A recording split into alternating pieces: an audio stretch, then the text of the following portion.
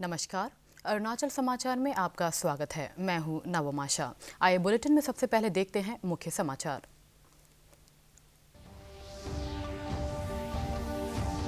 अरुणाचल प्रदेश सरकार ने मार्च में आयोजित होने वाली सीबीएसई की परीक्षाओं के मद्देनजर कक्षा 10 और कक्षा 12 की कक्षाएं आगामी 16 नवंबर से शुरू करने का लिया निर्णय। शिक्षा मंत्री तबा तदिर ने कहा, इस वर्ष नहीं होंगी कक्षा 5 और 8 की बोर्ड परीक्षाएं।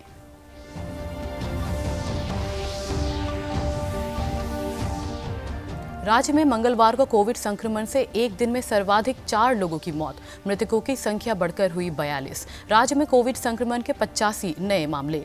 देश में अब तक 76 लाख से अधिक कोविड संक्रमित व्यक्ति हुए स्वस्थ।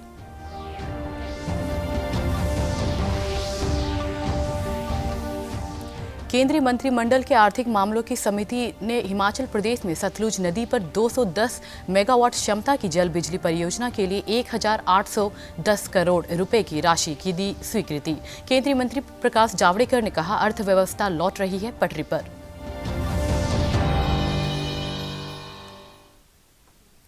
अरुणाचल प्रदेश सरकार ने मार्च में आयोजित होने वाली सीबीएसई की परीक्षाओं के मद्देनजर कक्षा 10 और कक्षा 12 की कक्षाएं आगामी 16 नवंबर से शुरू करने का निर्णय लिया है। राज्य सचिवालय में संवाददाताओं को संबोधित करते हुए शिक्षा मंत्री तबा तेदिर ने बताया कि इस संबंध में स्कूली शिक्षा उपनिदेशकों, विद्यालयों के प्रमुखों, विभिन्न सामाजिक संगठनों के साथ कोविड-19 के दिशा निर्देशों के अनुरूप कई दौर की वर्चुअल बैठक के बाद यह निर्णय लिया गया है। उन्होंने कहा कि 16 नवंबर से कक्षा 10 और कक्षा 12 की कक्षाएं शुरू हो रही है। विद्यार्थियों को अपने अभिभावकों की लिखित सहमति लेनी होगी। शिक्षा मंत्री ने कहा कि स्थिति की समीक्षा करने के बाद आगामी दिसंबर महीने से कक्षा 9 और 11 की कक्षाएं शुरू करने का निर्णय लिया जाएगा। उन्होंने कहा कि कक्षा 1 से कक्षा 8 तक के स्कूल, छात्रावास, आवासीय विद्यालय और कोचिंग इंस्टीट्यूट अगले आदेश तक बंद रहेंगे। श्री तेदिर ने कहा कि इस वर्ष कक्षा 5 और 8 की बोर्ड परीक्षाएं नहीं कराने का निर्णय लिया गया है। इस अवसर पर शिक्षा सचिव निहारिका राय ने बताया कि स्कूलों में कोविड दिशा निर्देशों का पालन सुनिश्चित कराने के व्यापक दिशा निर्देश तैयार किए गए हैं। डिग्रियां है, आने वाले लाइफ को देखते हुए हमने सरकार को, हमने कैबिनेट में ये प्रस्ताव रहा कि हमारे जितना भी क्लास 10 और 12 जो सीबीएसई बोर्ड एग्ज़ाम होने वाला है उसको हम 16 नवंबर से हम उसको ऑफलाइन करने के लिए शुरुआत करने जा रहे हैं। ये मेनली कि हमारे, क्योंकि बाकी जो क्लास 1 से लेकर 8 तक, 9, 11 ये तो अपना state board, state internal exam होता है, उनके लिए हम कुछ और भी उपाय सोच सकते हैं। साथ ही साथ हमने ऑलरेडी स्टेट गवर्नमेंट ये डिक्लेयर कर दिया, हमारे जो स्टेट बोर्ड है क्लास 5 और क्लास 8 उसको भी हम इस साल बोर्ड एग्ज़ाम नहीं कराएंगे। और साथ ही साथ हमारे जो प्री बोर्ड जो एग्ज़ाम था क्लास 10 और 12 के, उस प्री बोर्ड एग्ज़ाम को भी हम कंडक्ट इस बार नहीं करेंगे।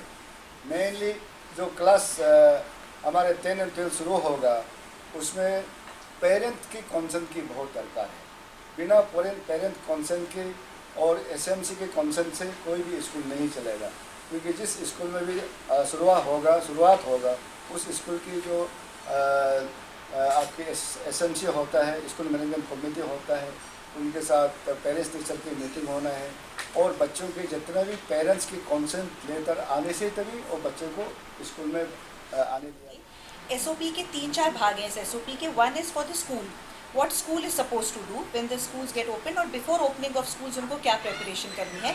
That includes of course the sanitising of the school, proper signages, cleaning of toilets, adequate water supply, liquid soaps, वो सब एक पार्ट है उसका जो इंफ्रास्ट्रक्चरली उनको करना है। Then second part is once the school open, तब उनको बच्चों को कैसे एंट्री एग्जिट कराना है, कितने बच्चे बैठाने हैं, शिफ्ट में क्लास करानी है, ऑल्टरनेट डेज करानी है। There are so many things which we have mention in the SOPs for them. देन उसके बाद एक प्रोटोकॉल हमने डीसी से रिक्वेस्ट कर रहे हैं कि वो अपने हर डिस्ट्रिक्ट में बनाए कि अगर बच्चा पॉजिटिव आ गया स्कूल में या कोई टीचर पॉजिटिव आ गया, या लेट्स से कि ऐसी सिचुएशन आई कि 3-4 लोग सिम्टोमेटिक एक दिन में दिखने लगे, so what will be the protocol, that we are leaving for the DC and the district DMO to decide. राज्य में मंगलवार को कोविड संक्रमण से एक दिन में सर्वाधिक 4 लोगों की मौत होने से इस महामारी से मरने वालों की संख्या 42 हो गई है। राज्य स्वास्थ्य सेवा निदेशालय के अनुसार पापुमपारे जिले के सागाली की 52 वर्षीय महिला, अपर सुबनसिरी जिले की 40 वर्षीय एक महिला, ईस्ट कामेंग जिले के 70 वर्षीय और वेस्ट कामेंग जिले के 58 वर्षीय व्यक्ति की कोविड से मृत्यु हो गई। पिछले 24 घंटे में कोविड संक्रमण के 85 नए मामले दर्ज किए गए हैं और 129 रोगी स्वस्थ हुए। राज्य में कोविड के सक्रिय मामलों की संख्या 1674 है और 13,367 रोगी स्वस्थ हो चुके हैं। मंगलवार को दर्ज किए गए मामलों में ईटानगर राजधानी क्षेत्र से 15, तवांग से 7, लोहित और सी योमी से 6, तिराप और ईस्ट सियांग से 5, वेस्ट सियांग, पापुमपारे और लोअर दिवांग वैली से 4, नामसाई और लोअर सुबनसिरी से 2, पाके केसांग और कामले जिले से 1 मामले दर्ज किए गए हैं। देश में 76 लाख से अधिक लोग कोरोना से ठीक हो चुके हैं, जो एक उपलब्धि है। देश में ठीक होने वालों की दर 92% से अधिक हो गई है। ठीक होने वालों की संख्या कुल मामलों की संख्या का 14 गुना है। पिछले 24 घंटे के दौरान 53,000 लोग कोरोना से ठीक हुए हैं, जबकि 46,000 नए मामले सामने आए। सक्रिय मरीजों की संख्या देश में कुल संक्रमित हुए लोगों से 6.5% से भी कम हो गई है। देश में इस समय करीब 5,33,000 कोरोना के मरीज हैं। केंद्रीय स्वास्थ्य मंत्रालय ने बताया कि पिछले 24 घंटे के दौरान कोविड संक्रमण से 514 मौत हुए हैं। केंद्रीय मंत्रिमंडल के आर्थिक मामलों की समिति ने हिमाचल प्रदेश में सतलुज नदी पर 210 मेगावाट क्षमता की जल बिजली परियोजना के लिए 1,810 करोड़ रुपए की राशि की स्वीकृति दी है। केंद्रीय सूचना और प्रसारण मंत्री प्रकाश जावड़ेकर ने आज नई दिल्ली में पत्रकारों को बताया कि यह परियोजना लगभग 5 साल में चालू हो जाएगा। उन्होंने बताया कि इसके चालू हो जाने से प्रतिवर्ष कार्बन डाइऑक्साइड उत्सर्जन में 6.1 लाख टन की कमी आएगी। उन्होंने बताया कि इस परियोजना से हर वर्ष 775 करोड़ यूनिट बिजली का उत्पादन होगा। आज मंत्रिमंडल की हुई बैठक में भारत और इजरायल के बीच स्वास्थ्य तथा चिकित्सा के क्षेत्र में सहयोग के लिए समझौता ज्ञापन पर हस्ताक्षर करने को मंजूरी दी गई। इसके अलावा दूरसंचार के क्षेत्र में भारत और ब्रिटेन के बीच समझौता ज्ञापन पर हस्ताक्षर करने को भी मंजूरी दी गई। श्री जावड़ेकर ने कहा कि भारतीय अर्थव्यवस्था तेजी से पटरी पर लौट रही है।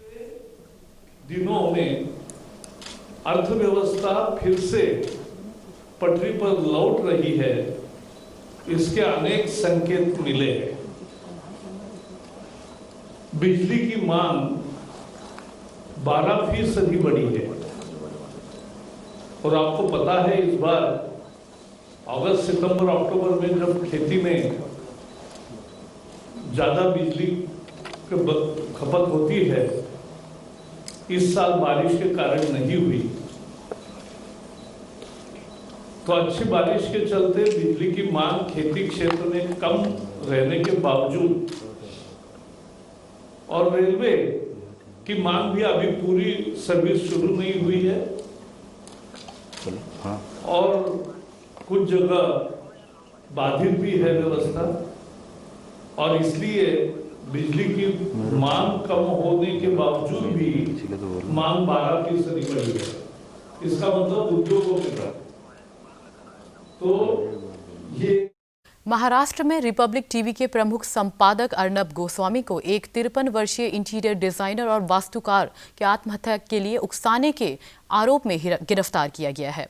पुलिस सूत्रों ने बताया है कि अलीबाग पुलिस के एक दल ने गोस्वामी को उनके निवास से गिरफ्तार किया। 2018 में एक वास्तुकार और उसकी मां ने गोस्वामी के टीवी चैनल द्वारा कथित भुगतान की अदायगी न करने के कारण आत्महत्या कर ली थी।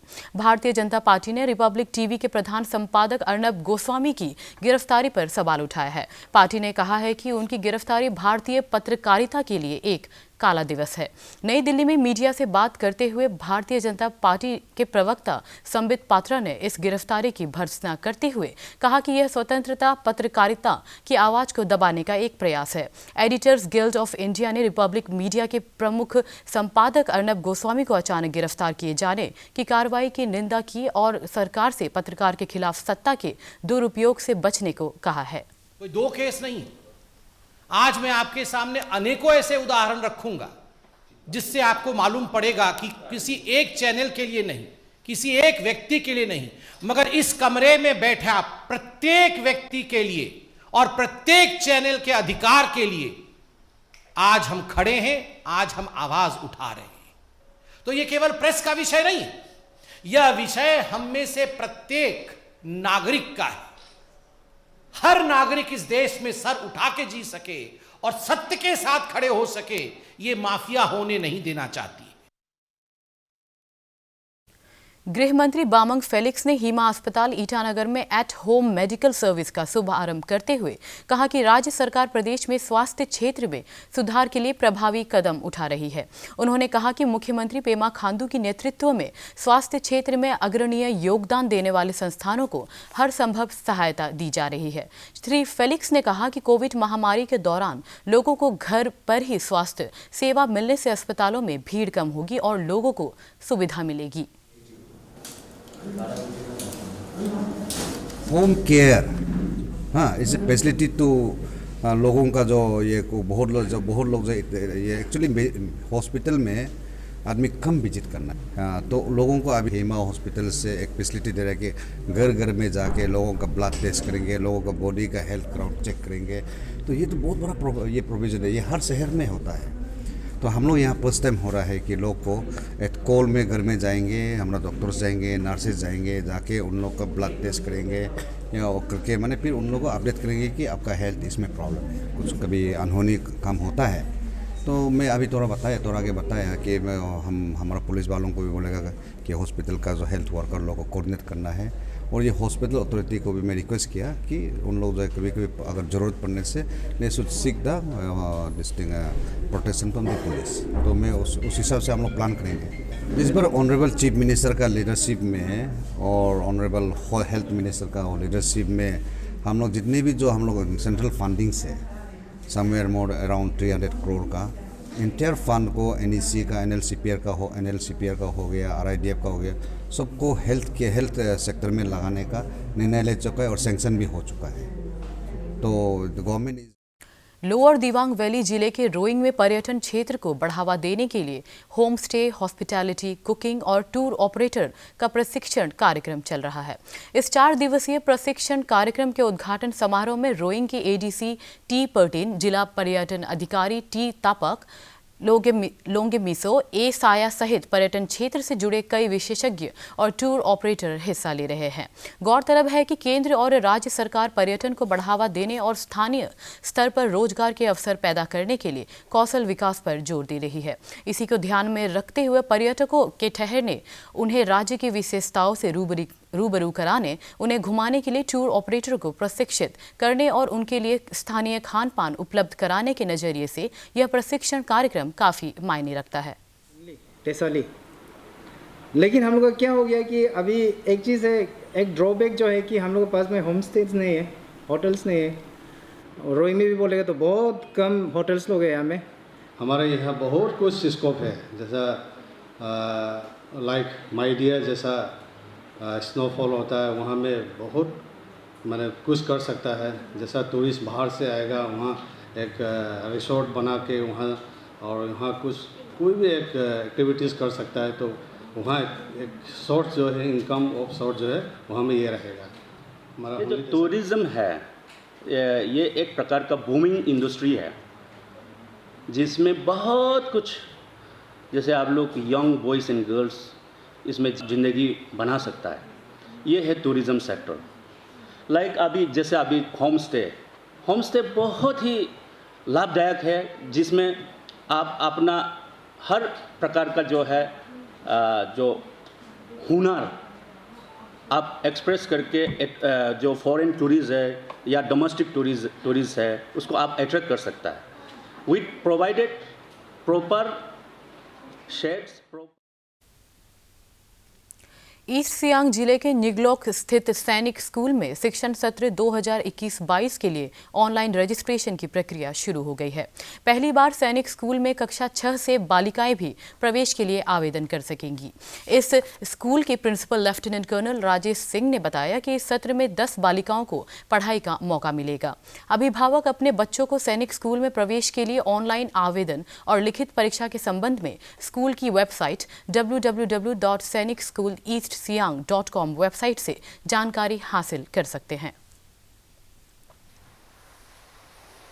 हमारे सैनिक स्कूल ईस्ट सियांग, जो कि 2 साल पुराना स्कूल है, इसमें अगले साल मार्च के बाद में जो एकेडमिक सेशन होगा 2021-22, उस सेशन से लड़कियां भी इसमें आ सकती हैं। उसी के लिए अभी एंट्रेंस एग्ज़ाम में अपीयर करने के लिए उनके ऑनलाइन एप्लीकेशंस ऑल इंडिया सैनिक स्कूल एंट्रेंस एग्जामिनेशन 2021 जो है जनवरी में होगा।